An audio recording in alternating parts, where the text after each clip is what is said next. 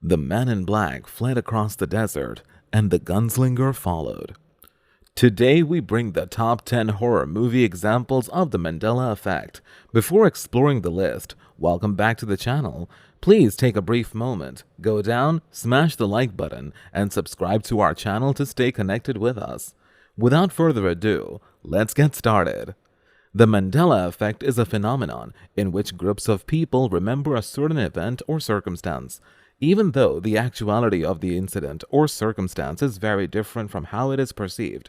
For some time now, the enigma has been steadily creeping into pop culture, and the internet is full of examples of the creepy, time-warping, imagined, history-changing phenomenon.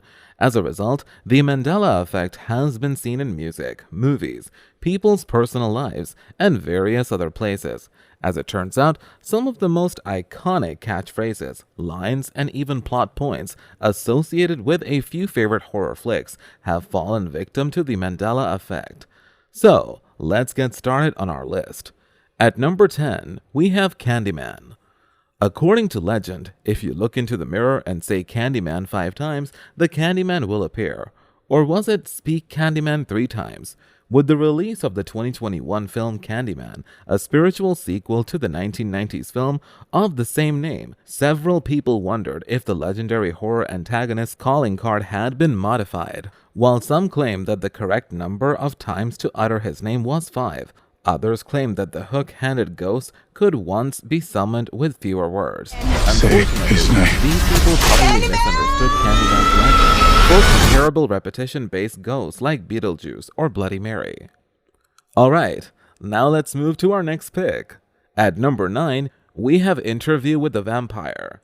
If you have ever Googled Anne Rice's 1976 vampire novel or its film version, you'll note that several of the suggested searches use the phrase interview with a vampire. Given the importance of this phrase, you may be shocked to hear that it is not the title. Instead, both the film and the novel have always been titled Interview with the Vampire. This is a tiny mistake, but many fans of the book and film see it as a confirmation of the Mandela Effect. This misunderstanding spread throughout the press for the 1994 film adaptation, with the Oscars, Tom Cruise, and Anne Rice herself referring to the movie with the incorrect title. Number 8. A Nightmare on Elm Street. Red and green are two colors most usually associated with Christmas, but they are also the colors used by one of horror's most legendary villains. That's right, Freddy Krueger's sweater is red and green, rather than red and black. If this is your first epiphany, don't worry, you're not alone. Ours is probably the most obvious of the Mandela Effect misconceptions on this list. The green on Freddy's sweater is dark, and not all televisions are made equal. Not now, and certainly not in the 1980s. So what may look green on one screen may look genuinely black on another. Now it's time to pick up number 7, Rosemary's Baby. Many horror movies thrive on suspense, gradually building up to a startling reveal or jump scare. Rosemary's Baby creates a tense situation for both the viewer and the protagonist, but it fails to deliver on the major climax. Although the film is about Rosemary Woodhouse's horrible pregnancy and ends with her childbirth, the infant is never depicted on screen. Instead, the video encourages viewers to picture themselves as a child by having characters describe them with dialogue. This is how every version of the film has always played out, but some people perceive it differently. For example, in a Reddit thread about the movie, some people described how they remembered the baby's yellow eyes, malformed face, and hooves. Number 6. The Blair Witch Project. During its marketing campaign, the Blair Witch Project took captured footage horror to the next level by labeling its performers as missing or dead. The gimmick worked, with many audiences left unsettled by the film's dubious realism. For example, one of the film's most iconic characters, Heather, looks at the camera and delivers an impassioned speech, saying, "I am very sorry." Many people, however, remember this statement as, "I am very afraid." The misunderstanding comes from the claim that she is afraid to open or close her eyes. It's only made worse by the scene's scary movie parody. Number 5. Gremlins. Gremlins introduced the world to the Mogwais, a fantasy species that appeared cute and harmless but had strict rules. For example, owners were not allowed to expose the creature to light, get it wet, or, most importantly, feed it after midnight. Throughout the movie, these three rules are broken predictably, unleashing reptilian gremlins on the town. The film's major enemy is a gremlin with a mohawk dubbed Stripe, who is the leader of the Gremlins. Some admirers, though, might disagree with you on that name. Some said that the antagonist's name was once Spike, a misconception found amongst Mandela Effect believers and on many merchandise listings featuring the character. Number 4. Saw. Saw is recognized for its violent, torture-based horror, with a white-faced puppet named Billy at its core. Billy, who serves as a means for the antagonist, John Kramer, to connect with his victims, gives characters the choice of enduring extreme pain or dying. These possibilities are often known as games. But, contrary to popular belief, Billy does not ask his guests if they want to participate. Billy never says, "Do you want to play a game?"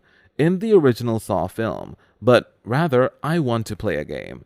It's a small change, yet it has a significant impact on the tone. Number 3. Scary Movie. M. Night Shyamalan, The Sixth Sense, is one of the films spoofed in the first Scary Movie. The sequence in the spoof refers to the major plot twist from the 1999 film, with Marlon Wayans' character informing his companions, "I see dead people." Unfortunately, it's a lame joke that merely repeats a sentence from The Sixth Sense. On the other hand, some fans recall Wayans saying, "I see white folks," a statement that fits the comedy franchise better. However, there is no evidence of this alternate line ever existed in the film. It did exist somewhere. Billy Crystal said it at the Oscars before Scary Movie's release, and it appears in 2002 Undercover Brother. So have we jumped realities, or are some fans just mixing up memories? Number 2. The Shining.